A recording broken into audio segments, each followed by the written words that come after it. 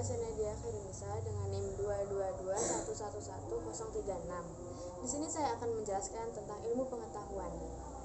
Dalam kajian filsafat ilmu, ada 3 hal yang menjadi dasar sebagai tolak ukur sebuah objek dikatakan sebagai ilmu pengetahuan. Yang pertama, ontologi adalah bidang pokok filsafat yang mempersoalkan hakikat keberadaan segala sesuatu yang ada.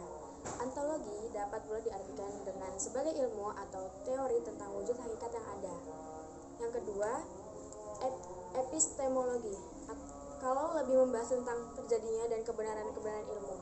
Epistemologi adalah pengetahuan sistematis yang membahas tentang terjadinya pengetahuan, sumber pengetahuan, asal mula pengetahuan, metode atau cara memperoleh pengetahuan, validitas dan kebenaran pengetahuan.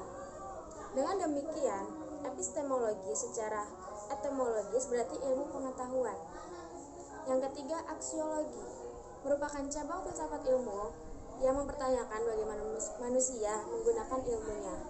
Aksiologi adalah ilmu yang membicarakan tentang tujuan ilmu pengetahuan itu sendiri.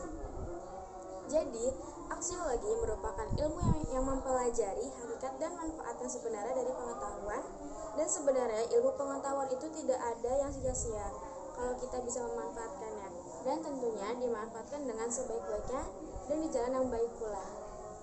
Baik, saya akan melanjutkan tentang proses islamisasi ilmu pengetahuan. Proses islamisasi ilmu pengetahuan ini akan bisa dilaksanakan ketika proses ilmu pengetahuan ini dilaksanakan dengan beberapa prinsip pokok yang ada pada agama Islam itu sendiri. Baik itu dalam prinsip pokok tauhid, syariah, maupun akhlak. Ketiga prinsip pokok tersebut harus menjadi fondasi dasar bagi ilmu pengetahuan yang ada. Islamisasi ilmu pengetahuan ini bisa dilaksanakan dengan 2 cara. Yang pertama, dengan cara mengislamkan ilmu-ilmu pengetahuan yang ada maupun yang sedang berkembang. Yang kedua, dengan mengilmukan Islam. Dari konsep islamisasi ilmu pengetahuan dibahas oleh kedua tokoh besar, yaitu Syekh Muhammad Naqib Al-Atas dan Ismail Raji Al-Faruqi. Dari pandangan kedua tokoh tersebut bisa dilaksanakan dengan 2 cara. Yang pertama ialah melakukan proses pemisahan elemen-elemen dan konsep-konsep kunci yang berbentuk kebudayaan dan peradaban Barat. Bisa diartikan menjauhkan diri dari segala sesuatu yang menjadikan peluang-peluang terjadinya budaya-budaya yang menimbulkan sesuatu peradaban yang dihasilkan oleh orang Barat. Yang kedua, dengan memasukkan konsep kunci Islam ke dalam setiap cabang ilmu pengetahuan masa kini yang relevan. Terima kasih. Assalamualaikum warahmatullahi wabarakatuh. Perkenalkan, saya Lutfi Rahmadani dengan NIM 222111040. Di sini saya akan sedikit menjabarkan tentang dimensi Islam dalam melihat kebenaran. Islam di sini diartikan sebagai agama yang turun dari Allah Subhanahu wa taala melalui malaikat Jibril yang diberikan kepada Nabi Muhammad SAW. Dengan kedatangan Islam, umat manusia terlepas dari zaman jahiliyah atau yang kita kenal dengan zaman kebodohan. Berhasilnya Islam ini juga mengentaskan umat manusia dari zaman kebodohan yang merupakan prestis bagi agama Islam itu sendiri. Agama yang telah diturunkan kepada Nabi Muhammad SAW ini merupakan agama penyelamat. Kenapa demikian? Karena Islam itu sendiri berasal dari kata aslamah yang berarti keselamatan. Nilai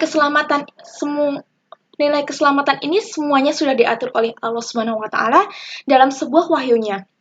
Wahyu sendiri merupakan hal yang mendasar sebagai pondasi dasar bagi kaum muslim untuk bertindak dan berpijak dalam melakukan sesuatu. Dan Al-Quran dan Al-Hadislah yang menjadi rujukan dari segala umat muslim. Islam menilai suatu kebenaran dengan bernilai tauhid atau keesaan Tuhan, kekuasaan Tuhan, dan semua kembali kepada Tuhan yang Maha Esa.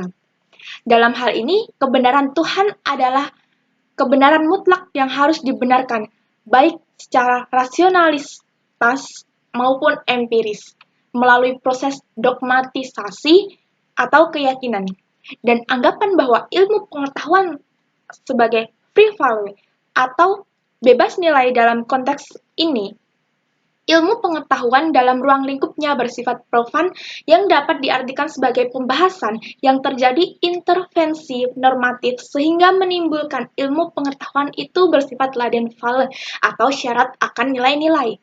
Dimensi Islam yang melihat ruang lingkup pengetahuan melalui proses yang dinamakan sebagai sakralitas pengetahuan, di mana pengetahuan selalu dibenturkan oleh nilai-nilai sakralitas yang pada intinya bernilai atau sebagai wujud transendental bagi manusia dan Tuhannya.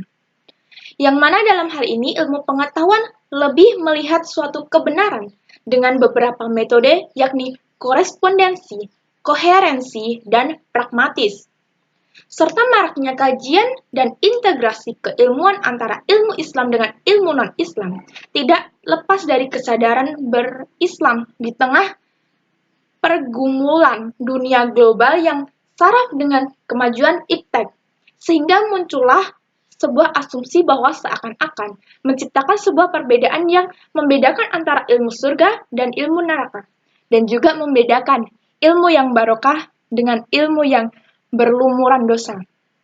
Mungkin itu sekian dari presentasi dari saya. Bila ada salah katanya, saya mohon maaf. Wassalamualaikum warahmatullahi wabarakatuh. Assalamualaikum warahmatullahi wabarakatuh. Di sini saya akan mempresentasikan materi tentang latar belakang adanya konsep Islamisasi. Dan di sini saya akan memperkenalkan diri saya. Saya Margarita Della Marginingsih, NIM 222111032 dari program studi Hukum Ekonomi Syariah. Menurut Al-Atas, dualisme tidak mungkin diselaraskan karena dibentuk dari ide-ide dan nilai-nilai kebudayaan, keyakinan, filsafat, agama, doktrin, dan teologi yang bertentangan. Pandangan dualisme yang demikian ini menjadi penyebab dari kemunduran yang dialami umat Islam. Proses westemisasi pasca penjajahan Barat terjadi di hampir seluruh negara muslim dan bisa dikatakan hal itu telah menghancurkan umat Islam dari ajaran Al-Quran dan hadis, yang disebabkan oleh keadaan kultur integrasi terpecah baik dalam aspek pemikiran maupun perbuatan. Dalam kondisi masyarakat muslim, kemajuan Barat sebagai sesuatu yang mengagumkan. Hal ini menyebabkan sebagian kaum muslimin tergoda oleh kemajuan Barat dan berupaya melakukan reformasi. Jika dilihat dari latar belakang Islamisasi, menurut Ismail Raji Al-Faruqi dan Atas, maka akan terjadi adanya kesamaan pemikiran, yaitu bahwa peradaban yang dibawa oleh Barat dan dinilai bertentangan yang ada dalam Islam, yaitu Tauhid.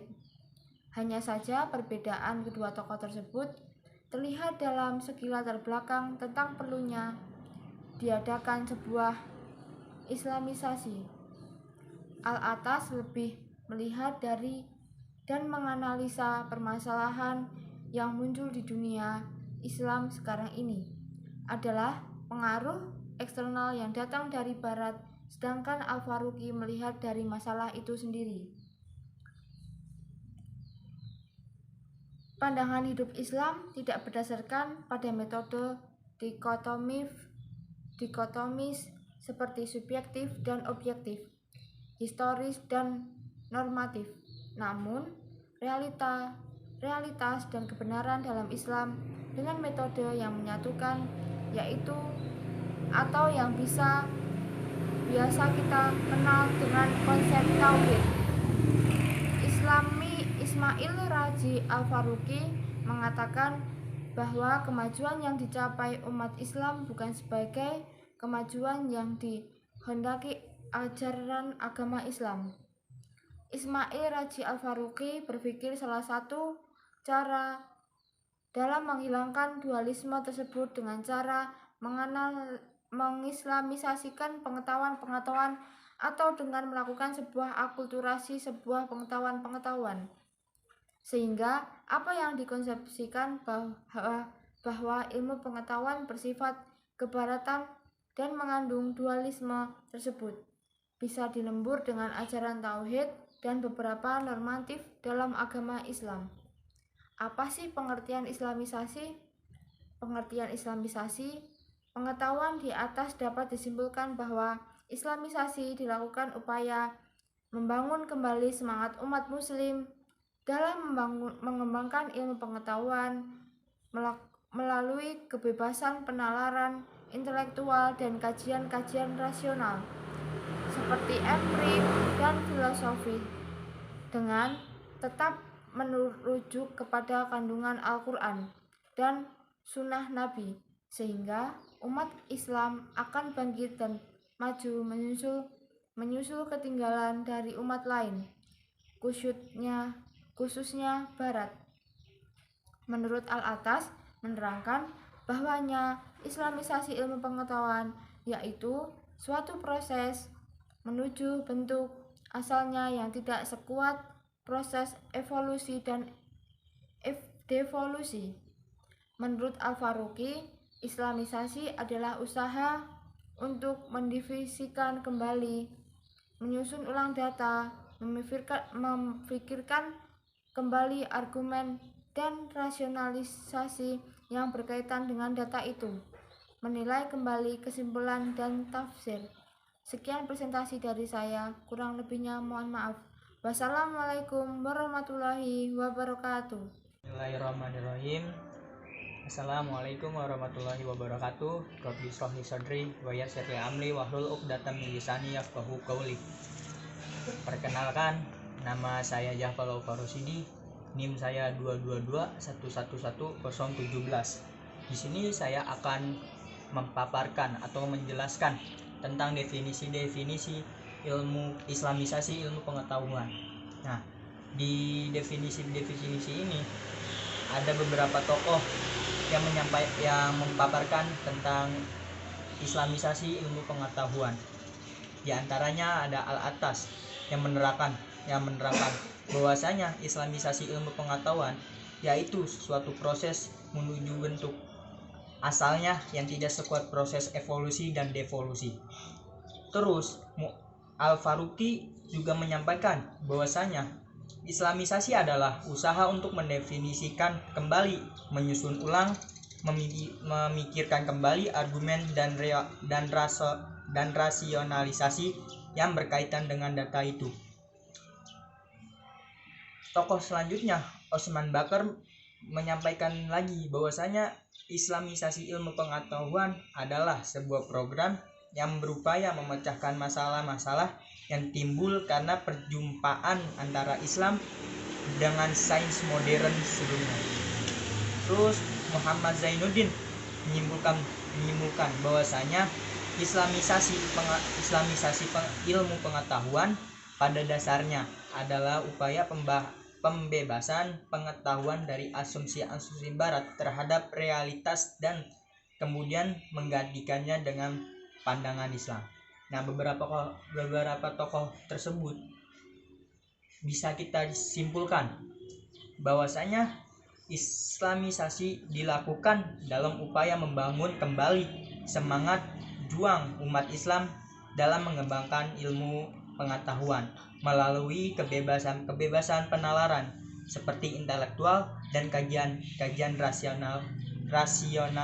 rasional, empirik dan filosofis, dengan tetap merujuk kepada kandungan Al-Quran dan Sunnah Nabi, sehingga umat Islam akan bangkit dan maju menyusul ketertinggalan dari umat lainnya, khususnya di bagian barat.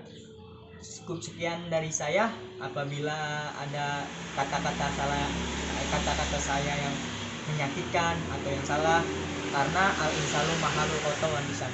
Wal akhir, wassalamualaikum warahmatullahi wabarakatuh.